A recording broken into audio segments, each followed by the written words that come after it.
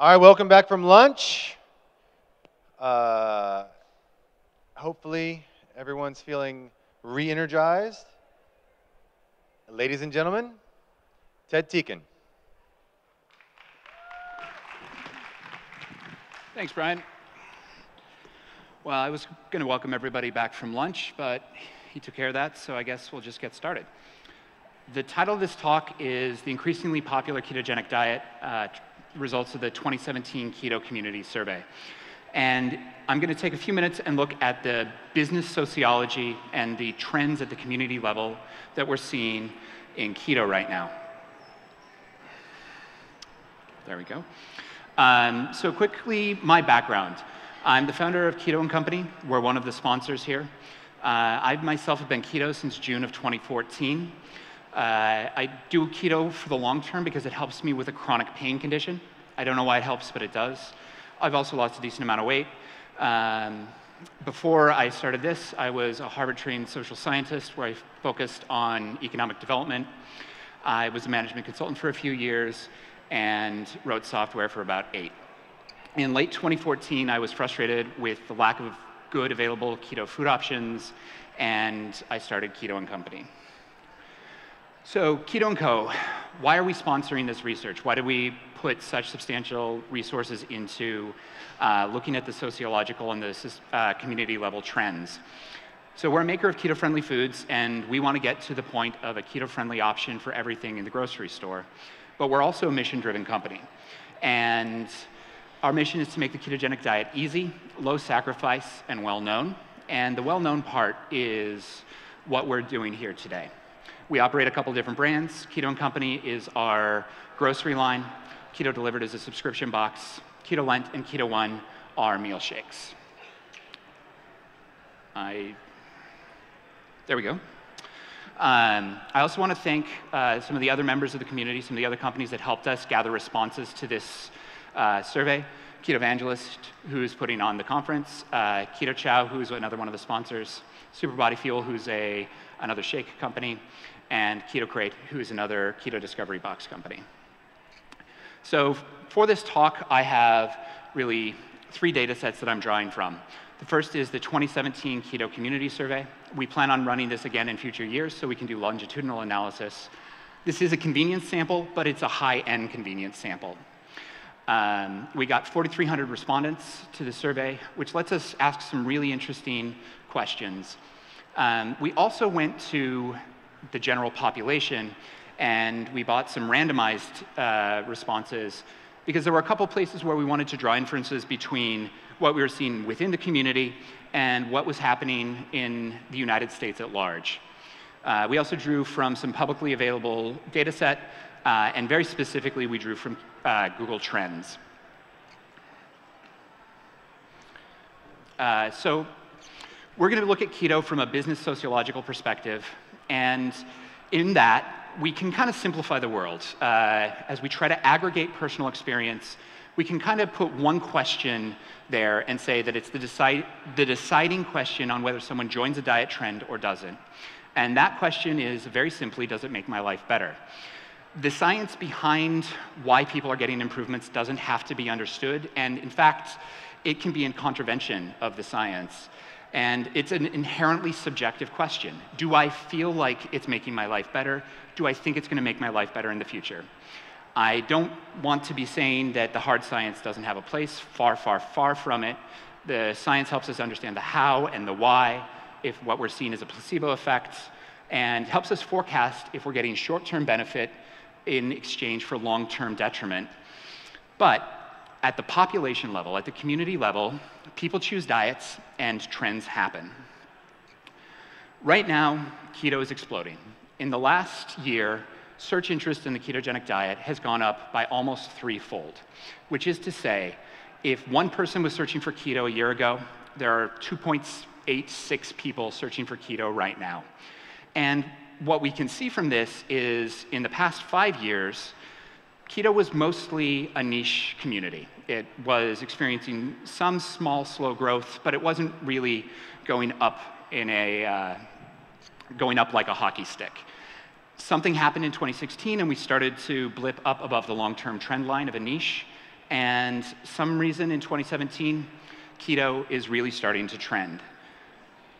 And why? Why is the ketogenic diet starting to trend?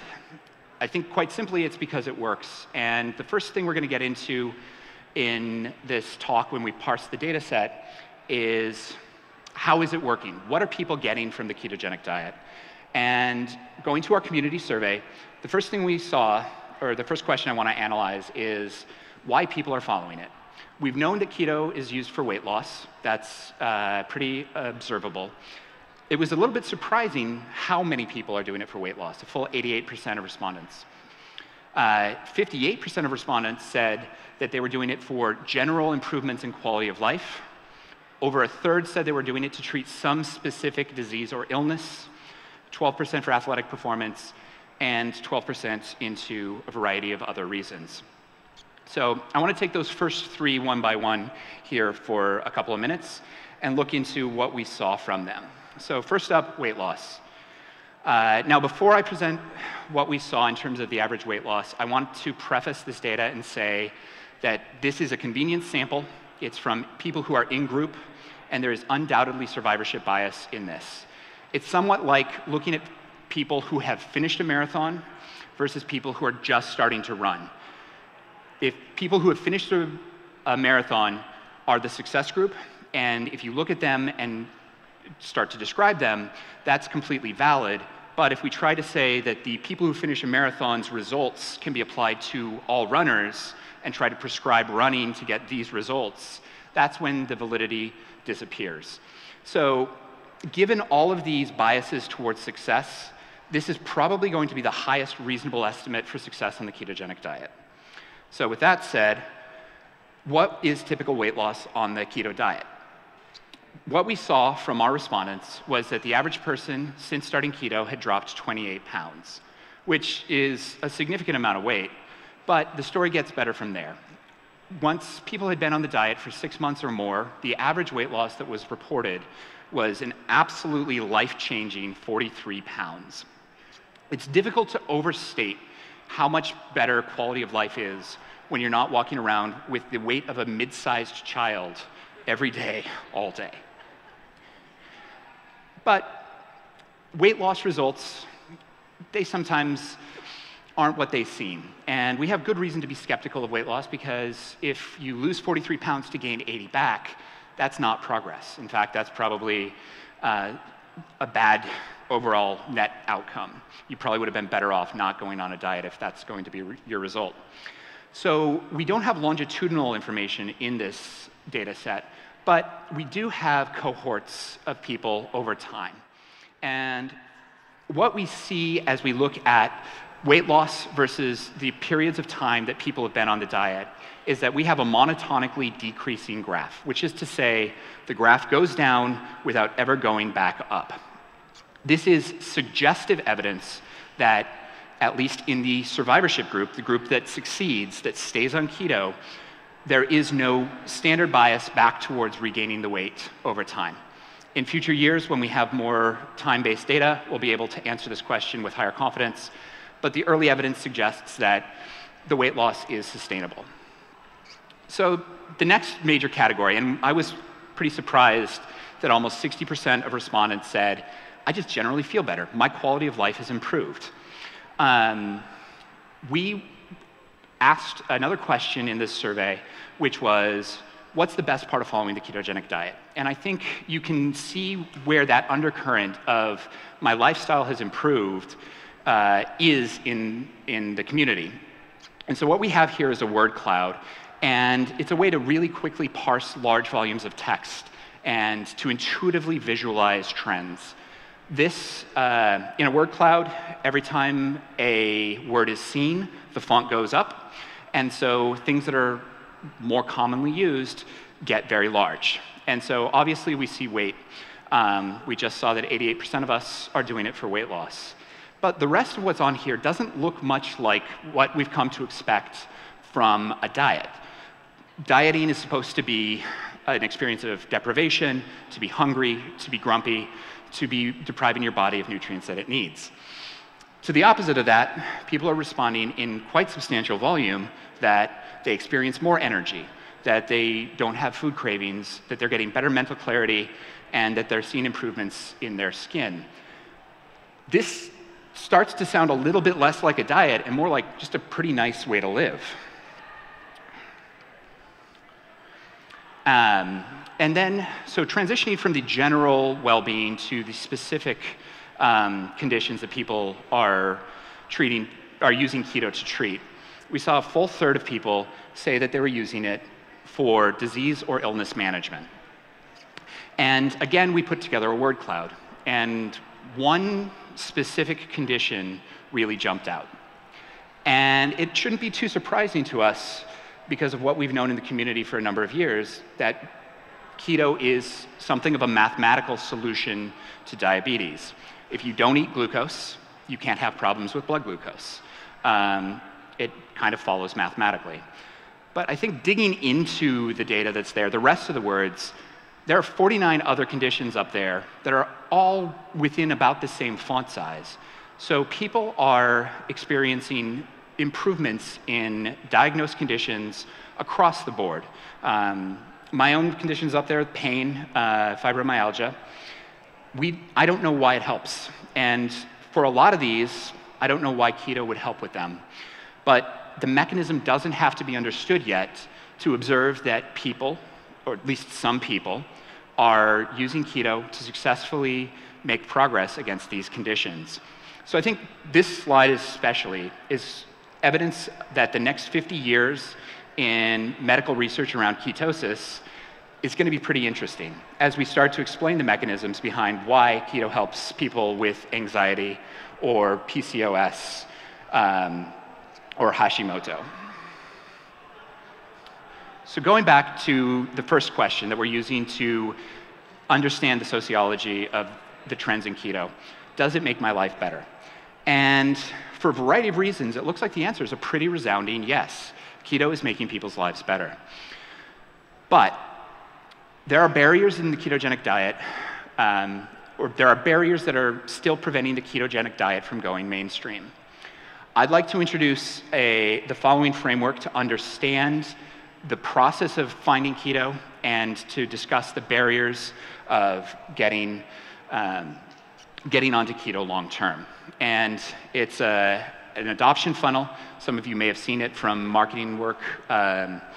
It basically goes from hearing about the diet to thinking about doing it, trying it, staying on it long term, and then telling other people about it.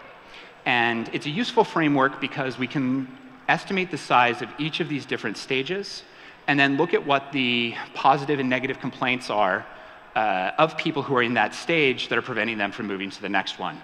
And so jumping in first to the awareness part of the funnel, people who have heard about keto. And what we see there is that we still have a pretty low amount of awareness.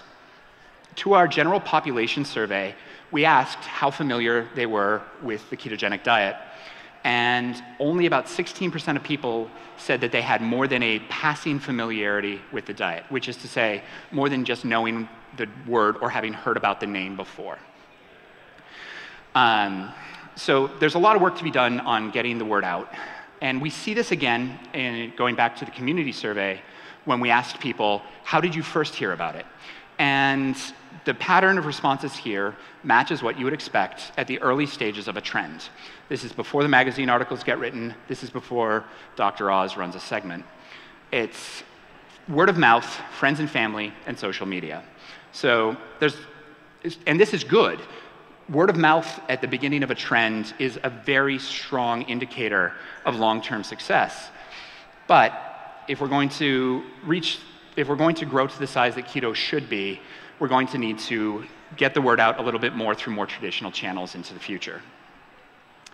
Next up in the decision funnel, after people have heard about it, is would they think about, or would they consider doing it? And again, going back to our general population survey, we briefly explained keto as being a low-carb diet that could help with substantial weight loss or other health benefits, and asked if people would be willing to consider it.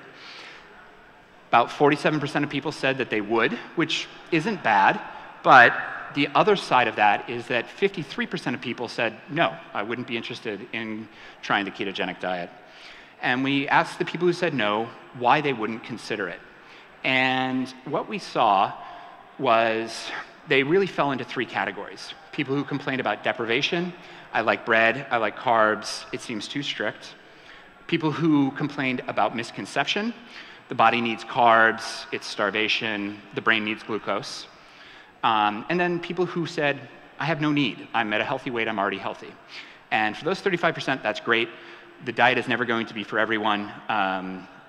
But for the other 65%, I think the thing to take away here is, while the consideration isn't great, we can address both deprivation and misconception as the community continues to grow. Misconception is a pretty straightforward education problem, and deprivation is something where we're going to need better ketogenic alternatives to the things that people would feel they're missing. Out in the sponsors area, we've got great bread, we've got great cookies, and so we are starting to make progress on the deprivation point. We're far, far, far from having solved the deprivation objection to the ketogenic diet, but we're making some pretty substantial progress. Next up is how many people have tried keto, getting started. And this is probably the biggest natural physical barrier that has to be in the diet. Keto adaptation is a complex 4-day and 4-week biochemical change. There's a lot to learn, and there's a lot to go through. So the adaptation phase is always going to be a natural barrier to people finding and joining the keto community. However, because it's a natural barrier, it's been around since we were a niche, and there are really good resources already available and better resources coming out all the time, both written guides, coaching, and then a very strong and supportive community at multiple places across the internet. And we're starting to see enough population density that we're seeing meetups and support groups in individual in-person locations. Now, going down into the maintenance, this is the people who are currently on the diet. And this is where the story really starts to turn positive. How many people are currently following keto and are in maintenance? Among the people in our survey, we asked them, how long do you expect to stay on the ketogenic diet? And a pretty substantial number of them, 73%, said, I plan to be on keto for the foreseeable future. But I don't think that quite, well, it's a large number, and I think it's awesome that 73% of us are like, I have no plans to go off. It doesn't quite capture the enthusiasm that the respondents had for the diet. A full 6% of the respondents took it upon themselves to create a category that was larger than I have no plan of ever going off it, and they wanted to affirmatively say that I plan to be keto forever, or I plan to be keto for life. So adding those into the foreseeable future group, we see that 79% of ketoers plan to be there for the long term. So this is very sticky. Once people get past adaptation, we tend to stay on the diet for a long time.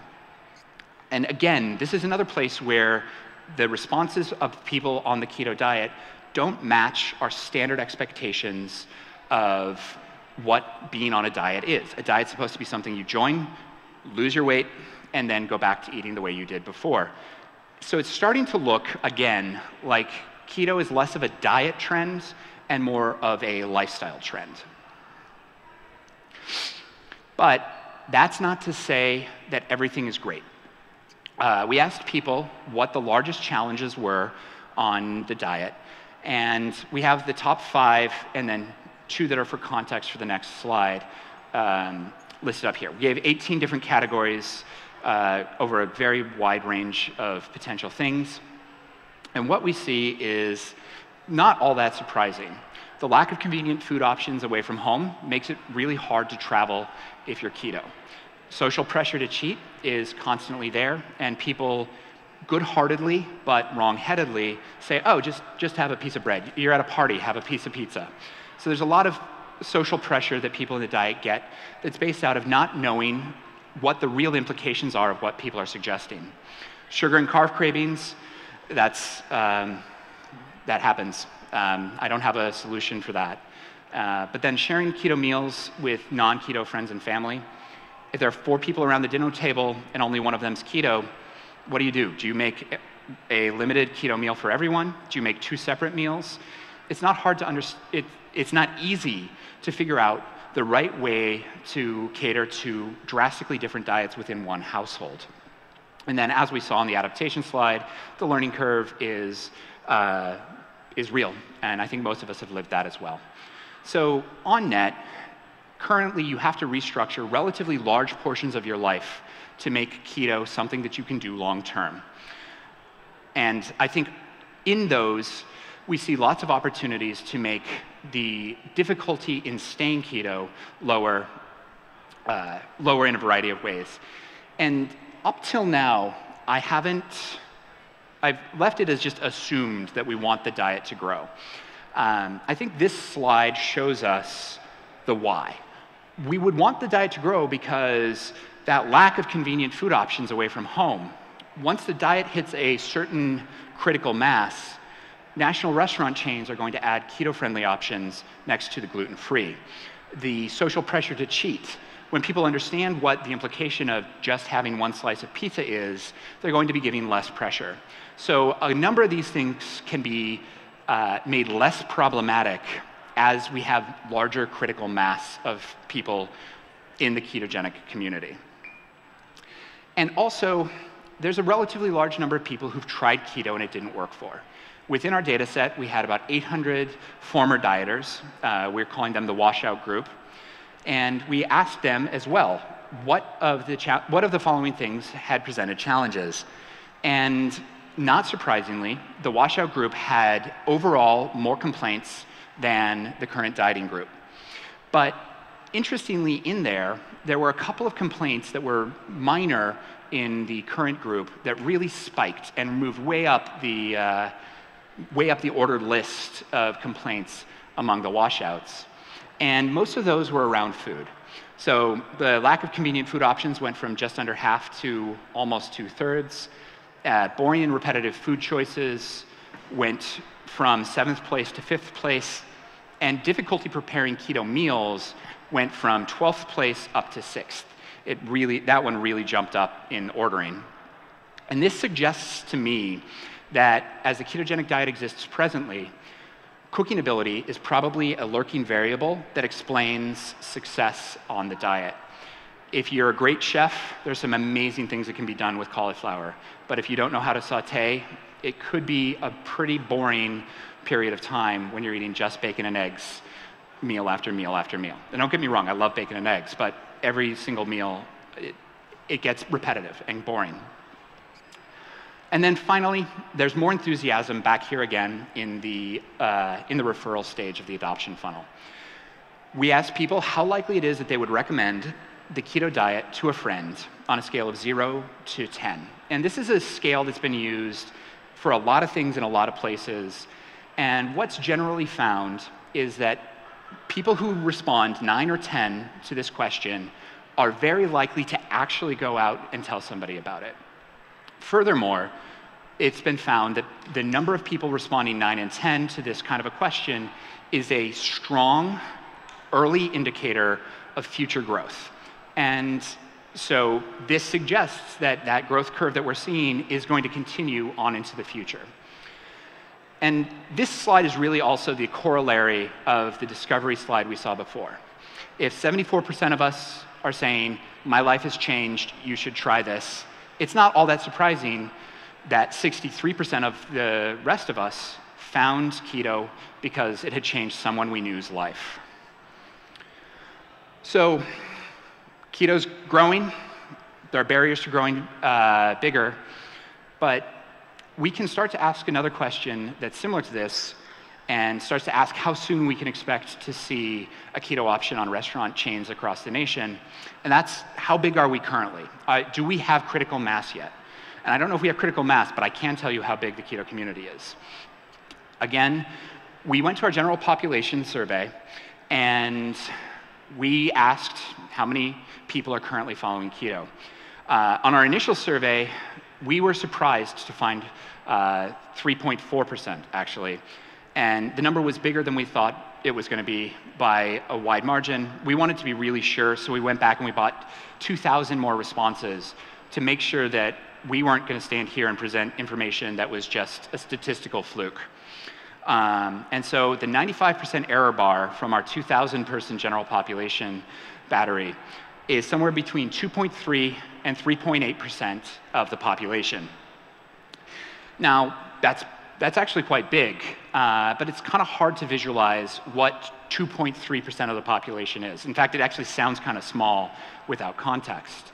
So we did the math and we said, all right, what if keto was its own state in the United States? How big would it be? And at the low end of our 95% interval, at 2.3%, keto would have 5.7 million adults, which would make keto the size of the entire state of Colorado. At the upper bound, at 3.8%, at 9.5 million adults, that would make the ketogenic diet the size of the entire state of Michigan. So the state of keto is growing, and the state of keto is already really large. Another way to get an idea of how big the ketogenic diet is to look at keto versus other diet trends that are happening right now. And specifically, paleo and gluten-free are the last ones where we saw items enter menus and we saw solutions enter grocery stores. And so keto in comparison to paleo and gluten-free, we can say that as of about 6 months ago, keto has overtaken paleo in size, and it seems to be closing in pretty fast on gluten-free. So thinking towards the future, we're a large population, we're growing fast, but there are substantial barriers to moving forward and getting even larger. There are barriers at every stage of the funnel, which create opportunities for companies to come in and offer new products, for people to write new books, and for communities to form in local geographies to support one another. We're working hard on our part of the problem, and I want to put it out there that if you're working on solving your own part of the ketogenic diet, we'd love to talk. We'd like to know how Keto & Company can be helpful to you. I'm going to be at booth 134 after the presentation. For questions, I think we might have time for maybe one or two. And the community survey that we drew a lot of these conclusions from is going to be open sourced in the coming weeks once we've had a chance to sanitize it. I'm going to be across from our booth tomorrow. If you'd like me to get you custom cuts of the data, I can do that. And we plan on running the community survey again in future years so that we can start doing some more longitudinal analysis and asking deeper questions. There is a lot of work left to be done before keto can be a viable option that's known and available to everyone who would like to do it. But with 70% of the population being overweight, 37% of the population being obese, and 10% suffering from diabetes, there's a tremendous amount of value to be gained by making progress on these problems. So let's get to work.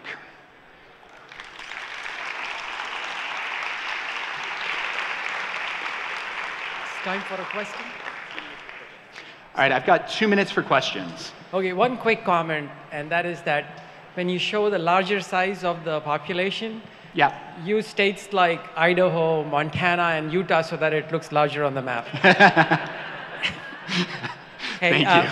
So two quick things. Sure. Do you know the percentage of adopters in diabetics and in older age groups like 70s and 80s and 90-year-olds?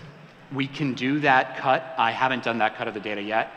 In terms of percentage of adopters in diabetics, we didn't ask if people were diabetic at the population level, so we could kind of get towards asking that question, but it's not something that, we don't have a good way to answer that question yet, at least. But thank you for your work. Thank you. Do you have any socioeconomic data? Yes, but I don't have slides on it. It matches what I can tell you from the socioeconomic data, and stop by tomorrow and I can get that for you in its gruesome detail, is that it more closely matches the general population than we were expecting.